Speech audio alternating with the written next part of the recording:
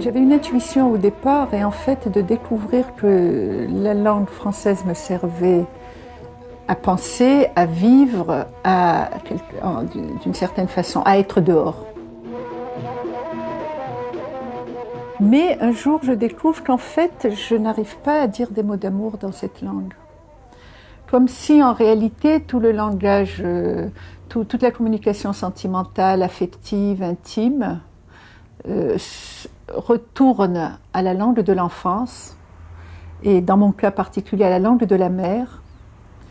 Et qu'en même temps, par rapport à l'arabe, il y a une nostalgie du vocabulaire amoureux. Quand je retrouve cette chair sonore, bon, à ce moment-là, je la récupère dans la langue française, en images, en rythme.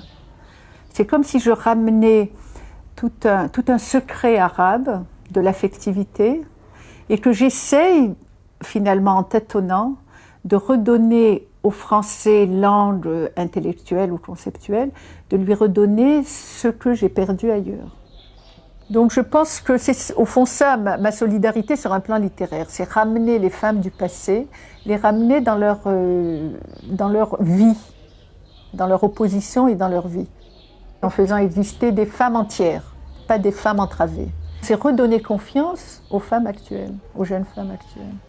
J'essaye de me mettre dans le regard des femmes traditionnelles, de multiples femmes des médinas qui vont et viennent, qui doivent travailler, qui finalement assument à la fois le rôle de l'homme avant, puisque tout un tas de femmes maintenant travaillent, soutiennent des familles financièrement, et en même temps acceptent l'autorité de l'homme, qu'il soit d'ailleurs souvent le mari ou le fils ou le frère. Donc ce rôle masculin au présent est quand même plein d'ambiguïté, plein d'échecs et plein d'une sorte de fausse valeur. Comme s'il était toujours au devant, mais qu'en réalité il est un peu vidé. Au fond, tout se passe comme si il y a un nœud dans ce présent arabe et que ce nœud est purement masculin, fonctionne au niveau de tout un tas de ruptures et de problèmes non résolus à l'intérieur de chaque homme arabe.